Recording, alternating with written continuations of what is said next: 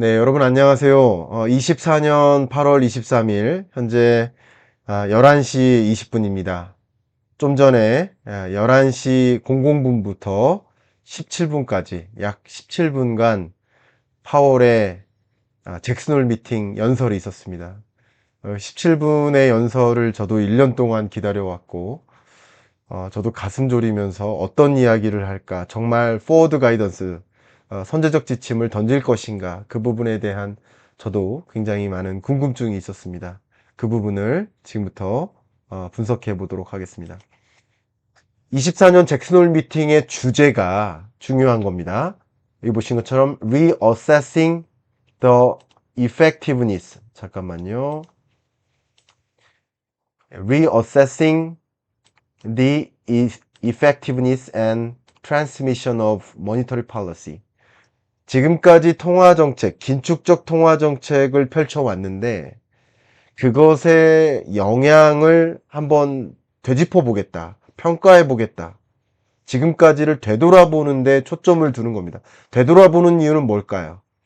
다른 방향으로 가기 위한 피벗을 보여주는 주제입니다. 그러니까 피벗에 대한 가이던스를 던지기 위한 그런 잭슨홀 미팅의 성격이 있지 않을까, 그렇게 평가를 해봅니다. 여기 잭슨홀 미팅의 주제가 던져져 있지만 거기에 부제로 뭐 이런 얘기들이 있지만 결국 세계 경제에는 다양한 톱니바퀴들이 하나하나가 제가 변수라고 말씀드렸는데 그 변수들이 다 연결되어 있기 때문에 이 금리라는 변수와 부동산 시장이라는 변수, 주식 시장이라는 변수, 채권 시장이라는 변수, 실물 경제라는 변수, 실물 경제에서는 기업들의 투자, 또 일자리 고용, 가계의 소득, 그리고 소비 지출, 이런 것들이 다 연관되어 있기 때문에, 그렇기 때문에 이 지금까지 금리를 인상했었던 경과를 들여다보고 그것이 어떤 영향을 미치는지를 명확히 들여다본 다음 그 진단하에 이제 향후 통화정책 방향을 바람직하게 설정해 나가보겠다라는 주제가 담긴 겁니다. 앞에 그 주제하에 이 대표적인 이번, 어떻게 보면 이 24년까지의 이 통화정책 방향에 대한 그런 것을 진단해 보겠다, 20년부터 24년 상반기까지의 내용이 정리되어 있어, 이 한 문단에. 근데 잭슨홀 미팅 파월 연설의 거의 반 이상이 그걸 되돌아보는 거였는데 그 말로 들으면 재미가 없으니까 제가 그 말을, 그래프를 가지고 설명해 드려 보도록 하겠습니다. 미국 경제가 2020년에 팬데믹 경제 위기를 만났어요. 경제 위기죠. 이게 경제 위기입니다. 역성장하는 거. 팬데믹 경제 위기, 엄청난 역성장을 경험합니다. 이 역성장을 경험하고 어떻게 합니까? 금리를 대대적으로 인하하죠. 금리를 대대적으로 인하합니다. 역성장을 경험하고 팬데믹 경제 위기 상황에 경기를 적극적으로 부양시키기 위해서 대대적인 금리를 인하합니다. 이때 금리 인하하는 것이 어땠냐면, 예를 들면 이번 주 목요일 정례 FMC 회의가 있는데 이번 주 일요일 날 긴급 소집 회의를 열어요. 그리고 그 긴급 소집 회의에 있지도 않았던 소집 회의를 열어서 거기서 B컷의 금리 인하를 단행합니다. 일요일 날. 그리고 목요일이 와요. 정식 회의가 와요. 4일 만에. 근데 그때 또 금리를 인하합니다. 그렇게 대대적으로 금리를 인하했었던 일이 있었습니다. 팬데믹 경제 위기 때. 그러니까 B컷의 금리 인하는 언제다? 경제 위기 때 있는 것이다. 그러니까 B컷이란, 지금부터 미리 말씀드릴게요, 9월 B컷 가능성은 저는 없다고 봅니다. 가능성 거의 희박하다라고 봅니다. 또 왜 그런지 이따가 또 설명드리겠습니다. 그랬는데 2022년 들어서 또 러시아 우크라이나 전쟁이 터졌고 미국은 러시아에 경제 제재를 가했고, 그러니까 공급망 대란이 왔고, 공급망 대란이 오면서 수요발, 그러니까 풀렸던 돈, 금리를 인하하고 유동성을 풀었죠. 경기 부양시키려고. 그 풀어뒀던 돈이 수요발 인플레를 자극했는데 전쟁 이후에 러시아산 천연가스, 러시아산 각종 자원, 원자재, 원유 이런 공급이 안 되니까 국제 유가, 원자재, 식료품 원자재, 에너지 원자재, 철, 비철 금속 원자재, 원자재들이 다 올랐어요. 이게 왜요? 공급망 병목 현상. 이것이 같이 맞물리다 보니까 41년 만에 찾아온 고물가, 초인플레이션이 왔던 거예요. 초인플레이션을 받아들고 어떻게 했던 거예요? 금리를 대대적으로 인상했었던 거예요. 그래서 방금 파월의 연설도 뭐라고 했습니까? 22년 당시에 초인플레이션 현상을 보고 그리고 대대적으로 금리 인상을 했고, 이때 금리 인상할 때는 실업률이 올라가는 것을 감안하고 할 것이다. 왜? 통화정책 기조, 메커니즘 자체가 일단 물가부터 잡고 경기가 좀 악화되더라도, 고용이 좀 악화되더라도 물가 잡는 일에 먼저 집중하고, 물가 잡히면 이제 금리를 인하하는 것이다. 고용 시장을 좀 회복시키기 위해서, 경기를 좀 진작시키기 위해서 통화정책 전환은 그때 하는 것이다. 바로 그 시점임을 알리는 연설이었습니다. 더 구체적으로 보도록 하겠습니다. 그 이후에 물가 상승률이 9.1% 고점을 찍었고요. 이 9.1%예요. 9.1% 고점을 찍고 지금 현재 2.9%까지 떨어졌다. 이건 CPI 기준이죠. PCE 기준으로는 2.5%까지 내려온 거죠. 자, 이런 것을 가지고 잭슨홀 미팅에서 파월이 연설을 한 겁니다. 이게 잭슨홀 미팅, 이번 회의에 전체 2박 3일 동안 회의 동안의 전체 주제고요. 이 이야기를 그대로 파월이 한 거예요. 잭슨홀 미팅 연설 때. 자, 연설하는 장면을 제가 잠깐 캡처를 했고요. 그 연설한 내용을 제가 요약을 해봤는데, 요약을 여러분께 보여드리면서 설명드리겠습니다. 3년 동안 인플레이션이 2%를 쭉 상회했었다. 그래서 연준의 목표는 물가 안정이니까 그 물가 안정 목표를 이루기 위해서 계속 높은 금리를 만들고 높은 금리를 유지해 왔다. 이 얘기예요. 높은 생필품 고통이 이어졌다. 이것을 요즘 표현으로는 정말 이걸 이제 cost of living이라고 해요. cost of living. 그러니까 생활비라는 뜻이 cost of living. cost of living crisis라고 표현합니다. 생활비 위기라는 표현. 그러니까 너무나 물가가 높아져서 정말 고통으로 이어졌었다. 인플레 압력이 최근 줄어들었다. 인플레 목표치에 가까워졌다. 그리고 이제 확신이 높아졌다. 이거 굉장히 중요한 사인이죠. 물가 안정이 목표인데 물가 안정을 지금 이뤘다라는 확신이 들 때까지 고금리를 유지한다고 했는데 확신이 높아졌다. 이제 피벗을 알리는 표현입니다. 이게. 자, 그 다음 고용 상황을 보겠다. 실업률이 역사적으로 낮지만, 그러니까 아직 고용 시장이 견조한 편이지만 최근 실업률이 높아지는 걸 보고 있다. 고용 시장이 냉각되고 있는 것도 맞다. 인정하는 거예요. 그러나 여전히 실업률이 낮기 때문에 여러분이 생각하는 것처럼 엄청난 경제 위기, 경기 침체 오는 건 아니다. 라고 평가한 겁니다. 노동시장은 팬데믹 이전보다 아직도 타이트하다. 팬데믹 이전 상황. 그때보다도 지금 타이트할 만큼 노동시장은 아직 괜찮다. 그러나 괜찮은데 그 괜찮은 노동시장이 냉각되고 있는 건 사실이다. 예를 들면요. 수학 점수 90점 맞아요. 1등이에요. 90점에서 88점, 87점으로 떨어졌어요. 근데 아직도 1등이에요. 그 반에서 예를 들면 약간 그런 느낌인 거야. 고용시장이 냉각된 건 사실이지만 아직도 1등이다 이거예요. 그리고 다른 애들 보니까 다른 애들은 더 떨어졌어요. 다른 애들은 60점 맞던 애들이 50점 맞고 더 떨어졌어요. 그러니까 우리 미국 고용 아주 탄탄하다. 아직도 탄탄하다. 이런 뜻이야. 물론 냉각된 건 맞지만, 성적이 떨어진 건 맞지만 아직도 탑이다. 이런 뜻인 거예요. 그리고 역사적으로 봐도 고용시장이 탄탄하다. 그러니까 지금은 경기 침체도 걱정하지 마라. 경기 침체, 강한 경기 침체 없이 물가 안정 목표까지 이뤘다. 내가 통화 정책 잘했다. 라는 자랑 섞인 표현이라고 저는 해석을 합니다. 이중책무라는 표현이 또 나왔어요. dual mandate. 굉장히 중요한 표현입니다. dual mandate. 물가 안정도 중요하고 또 역시 고용 안정도 중요하다. 고용 안정은 다른 말로 경기 안정이라고 볼 수 있겠죠. 이 두 가지 책무를 다 이뤄 나가야 된다.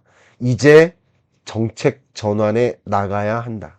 자, 어쨌든 물가 안정 목표를 이뤘기 때문에 다음 목표, 노동시장을 더 견조하게, 이제 90점 맞다가 87점으로 떨어졌는데 다시 91점, 92점까지 100점 맞을 수 있도록 더 이제 수학 공부하겠다라는 뜻이에요. 영어 공부 이제 끝냈으니까. 이런 뜻입니다. 이제 정책 전환에 나가야 되겠다. 다만 이 부분 좀 강조할게요. 경제 위기가 오니까, 고용시장이 너무나 안 좋으니까, 그러니까 성급하게 대대적으로 금리 인하한다, 그런 뜻이 아니에요. 하나의 목표를 이뤘으니까 그 다음 목표를 이루기 위해서 통화정책 기조의 전환을 하는 것이다. 피버팅을 한다라는 것이지, 물가 안정 목표 이루느라고 경기가 과도하게 냉각됐으니 빚컷을 단행해서 빨리 성급하게 금리 인하해야 된다. 지금 성급하다고 판단했으면 내일이라도 긴급 소집 회의 열어야 되는 거예요. 9월 FMC 회의를 놓고 성급하게 빚컷을 금리 인하한다? 저는 그럴 가능성은 정말 현저히 떨어진다라고 생각합니다. 그러니까 과도한 기대인 거죠. 금융시장에서의 과도한 기대, 투자자들의 기대, 그 투자자들의 기대에 충족할 만한 그런 보이스를 내는 IB, 투자은행들, 그죠? 그들의 표현이다라고 의견을 드리겠습니다. 강력하게 노동시장을 지원해 나갈 것이다. 이거 굉장히 중요한 표현. 이제 강력하게 노동시장 지원. 그래서 제가 피벗의 시대는 높았던 금리에서 중립금리를 향해 통화정책 기조를 전환해 나가는 전환점이라고 했지만, 관전 포인트도 물가가 관심이 아니라 이제 고용이 관심인, 물가 안정 여부를 판단하기보다는 경기가 괜찮게 전개될지 여부를 조금 더 신경 쓰는, 이제 물가 안정 목표 이뤘으니까요. 물가라는 토끼도 있고 경기라는 토끼도 있는데, 경기는 고용입니다. 두 마리 토끼가 있는데 둘 다 잡아야 돼요. 굉장히 어려운 숙제죠. 그런데 물가라는 토끼는 이미 잡은 거예요. 여기 팔에다 꼈어요. 그러니까 이제 뭐만 잡으면 돼요? 경기라는 토끼만 잡기 위해 가면 돼요. 이해 가시죠? 그리고 잡을 수 없는 범위에까지 멀리, 눈앞에 사라진 채로 멀리 토끼가 달아난 게 아니라 지금 이 소나귀에 있는 겁니다. 소나귀에 있는 고용을 여기까지 가져오겠다라는 의미인 거예요. 통화정책 기조의 전환을 얘기하는 것이지, 성급한 금리 인하를 대대적으로 단행하는 2020년의 모습하고는 전혀 다른 것이다. 의견 드리겠습니다. 적절히 정책을 완화해 나간다면 노동시장을 이제 완만하게 개선해 나갈 수 있다. 이거 굉장히 중요한 표현이죠. 제가 뭐라고 의견을 드렸었냐면, 지난 FMC 때나 지지난 FMC 한 올해 내내 이제 8월 잭슨홀 미팅 때 포워드 가이던스를 던질 것이고, 그리고 9월 금리 인하에 대한 의견을 할 거라고 했는데, 이게 바로 표현이죠. 적절히 정책을 완화해 나간다. 이 적절히 완화해 나간다. 여러분, 빅컷은 적절히가 아닙니다. 빅 스텝, 자이언트 스텝은 적절히가 아닙니다. 이례적인 통화정책 기조입니다. 급한 거예요. 물가 잡기가 급해서 빅스텝 하는 것이고, 경기 부양이 급해서 빅컷을 하는 거예요. 지금처럼 급해서 금리를 정상화하는 게 아니라 통화정책 기조를 전환하는 것은 원칙이 뭐예요? 제가 여러 번 반복했는데, 베이비 스텝 룰. 빅 스텝에는 룰이라는 단어가 안 붙어요. 자이언트 스텝에는 룰이라는 단어가 안 붙습니다. 베이비 스텝 룰입니다. 통화정책 기조의 전환은 0.25%포인트씩 조금씩 점진적으로 완만하게 적절히 정책을 완화해 나가는 것. 이게 통화정책 기조의 전환입니다. 항공모함처럼 움직인다 라고 생각하시면 좋겠습니다. 작은 배는 이렇게 저렇게 움직일 수 있는데, 항공모함은 방향을 혼자 뒤로 못 틀어요. 그래서 조그만 배가 와가지고 밀어줘야 돼요. 여러분 아세요? 제가 개인적으로 해군 출신이어가지고 조금 이런 걸 압니다. 큰 배가 있으면 이 조그만 공간 내에서 방향을 못 틀어요, 혼자. 조그만 배가 와가지고 옆에서 밀어주는 거예요. 이렇게 축축축축. 통화정책 기조의 전환은 항공모함처럼 움직인다. 그렇게 기억해 주시면 도움이 되겠습니다. 이어가겠습니다. 그리고 아까 말씀드렸던 제가 쭉 앞에 설명드렸던 20년부터 24년까지의 경제사를 쭉 얘기한 거예요.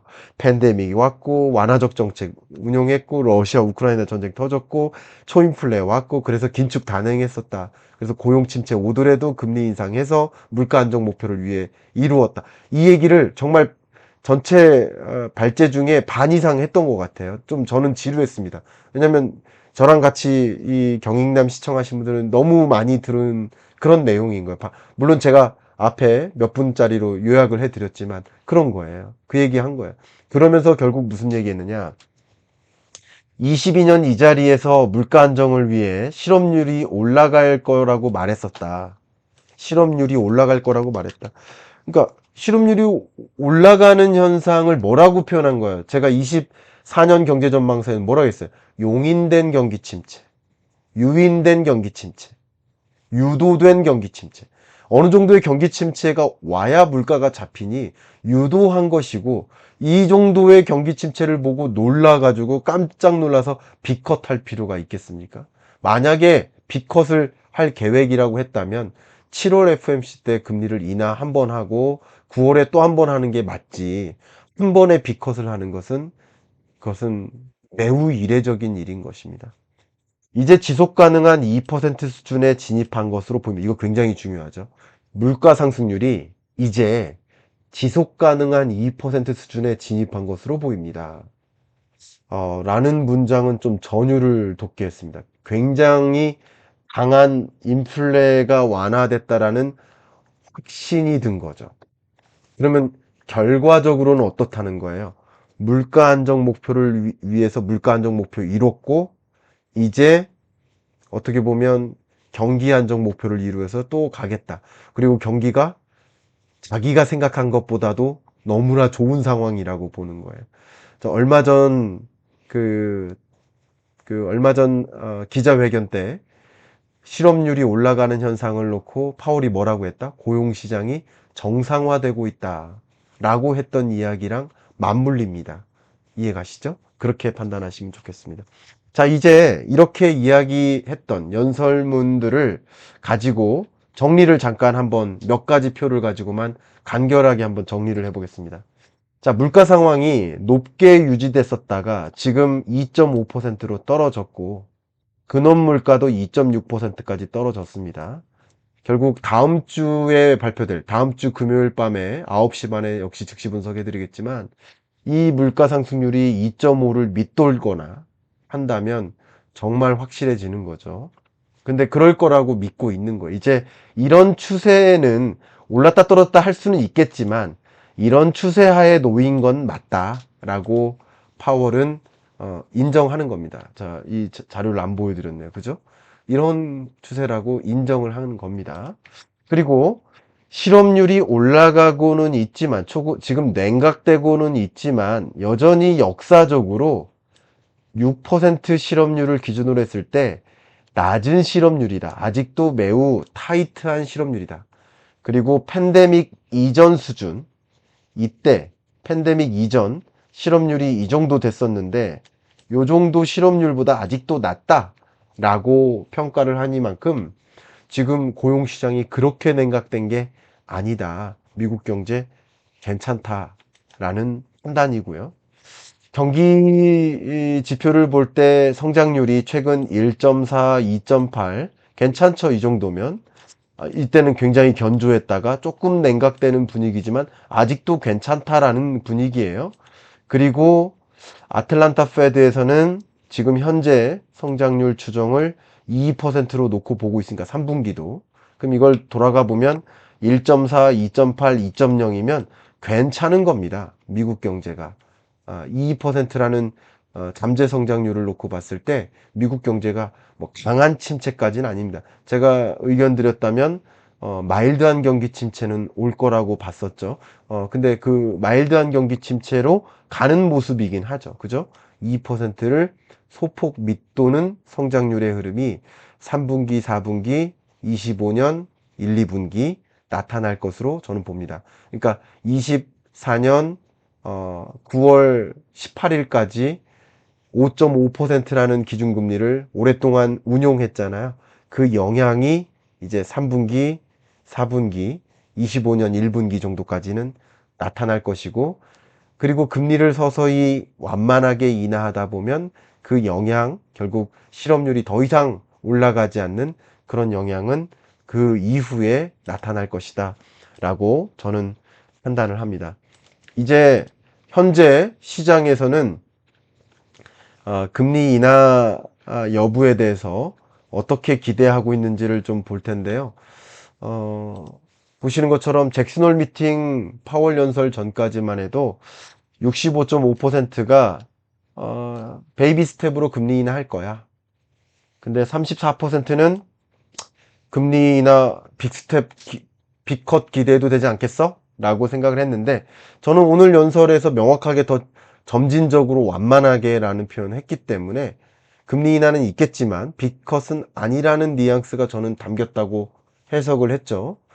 그래서 지금 시장도 그렇게 반응하고 움직일 거라고 보고 있는데, 이 잭슨홀 미팅 끝나고 어떻게 바뀌고 있는지, 네. 바로 뜨네요. 보여드리겠습니다. 네. 67.5%로, 예, 조금 올라갔네요. 그죠? 베이비 스텝 할 거야 라는 믿음이 67.5%, 빅컷 할 거야 가 32.5%로 떨어졌죠. 34에서 34.5에서 32.5로 떨어졌죠. 근데 이걸 두 개를 더하면 거의 100%죠. 그러니까 금리 인하는 100% 믿는 거예요. 근데 금리 인하 폭에 대해서 베이비 스텝이 더 우세했었는데 베이비 스텝에 더 무게를 두는 방향으로 움직이고 있는 것이죠. 이 잭슨홀 미팅에서 던진 가이드라인대로 움직이는 거라고 볼 수 있고, 그러면 시장에서는 두 가지 의미를 다 가질 수도 있다고 생각합니다. 그래도 B컷을 기대했던 사람들이 있었는데 실망한 거죠. 실망하고 내려올 수 있겠다. 이런 생각도 한 가지 들고요. 실망하는 인구가 분명히 있을 수 있겠다라고 생각도 되고요.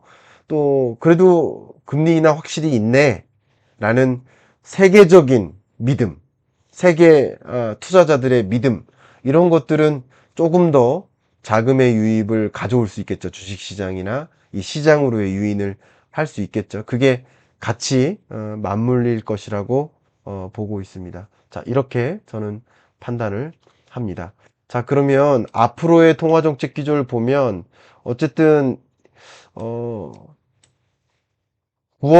18일 FOMC 회의 때는 베이비 스텝 할 것으로 저도 생각하고 있고, 그렇게 시장도 이제 믿고 있는 것 같습니다.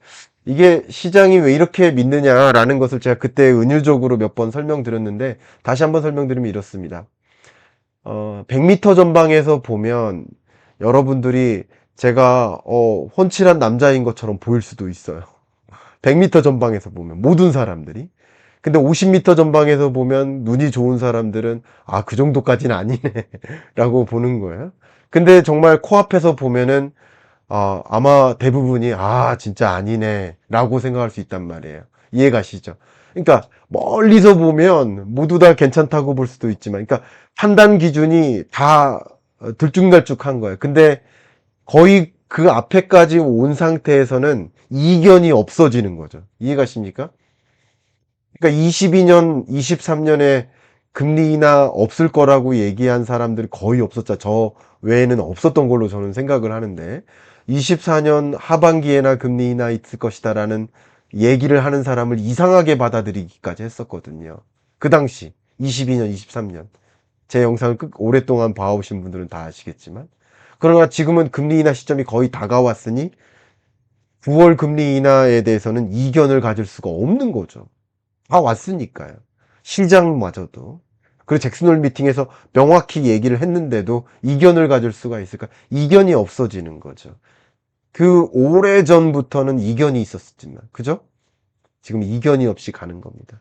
이렇게 이해해 주시면 도움이 되겠습니다. 자, 그러면 향후 통화정책 기조에 대해서 의견을 드린다면, 어쨌든 9월 FOMC 회의 때, 그러니까 9월 FOMC, 아이고, 이게 제가 죄송합니다. 23년 기준으로 잘못 갖고 왔어요. 23년 잭슨홀 미팅 그 PT를 가지고 지금 준비하느라고 잘못 갖고 왔습니다. 아이고, 제가 이런 실수를 했네요. 어쨌든 제가 기억하는 한 9월 18일이거든요. 9월 18일 날 맞죠? 제가 이거는 또 명확히 확인해야 되니까 한국 날짜를 기준으로 9월 19일입니다. 한국 날짜 그리고 미국 날짜 9월 18, 한국 날짜 9월 19일 3시, 아침 3시 FMC 회의가 있고요. 저는 그때도 즉시 분석하겠지만 그때 베이비 스텝의 금리 인하를 0.25%포인트 금리를 인하할 것으로 생각하고요. 그걸 보면 우리 한국은 10월과 11월에 금리 결정 통화정책 방향 결정 회의가 있죠. 10월 11일 그리고 11월 8일 11월 8일은 또 FMC 회의네. 11월 28일 두 번의 통화정책 방향 결정 회의가 있는데 저희 생각에는 10월 금리 인하 한국도 금리 인하 가능성이 있지 않을까 의견을 드립니다. 영국 미국보다 먼저 금리 인하했어요. 8월에 유로존 먼저 금리 인하했습니다. 캐나다 먼저 금리 인하 두 번이나 했습니다. 스위스 금리 인하했습니다. 스웨덴 먼저 금리 인하했습니다. 멕시코, 중국 저마다 자국의 경제 여건을 봐가면서 미국과의 금리 격차가 있음에도 불구하고 먼저 금리 인하했어요. 그러니까 한국도 역시 여러 가지 여건을 봐가면서 금리 인하가 필요할지 여부를 판단하겠지만 미국의 금리 인하가 있고 나면 역시 한미 간의 기준금리 격차 때문에 그게 또 우려돼서 금리 인하를 미뤘었던 그 의사결정에 그래도 지지를 받는 거죠. 미국이 했네. 그러면 우리도 해도 되겠네. 라는 수순으로 금리 결정을 하지 않을까 그런 의견을 드립니다. 1년 만에 잭슨홀 미팅 저도 너무 두근두근 거리는 마음으로 분석을 해드렸는데요. 분석 말미에 제 책 홍보 말씀드릴 수 있도록 기회를 주시길 부탁드립니다. 25년 경제전망서 9월 25일자로 발간될 수 있게 지금 막바지 탈고 준비를 하고 있고요. 저도 너무 기대를 하고 있고 여러분이 희망하신다면 저와 함께 저는 2050년까지 경제전망서 쓰기로 약속을 했으니까 함께 모아가시면 어떨까 한 권 한 권 그리고 모든 모아가시는 여정에 제 북콘서트 꼭 열 테니까 사인 꼭 담아 보시면 어떨까 추천드리고 제 북콘서트 참석에 관심이 있으시다면 28일 토요일 아침 10시 반입니다. 이미 원래 약속했던 50석은 벌써 찼고요.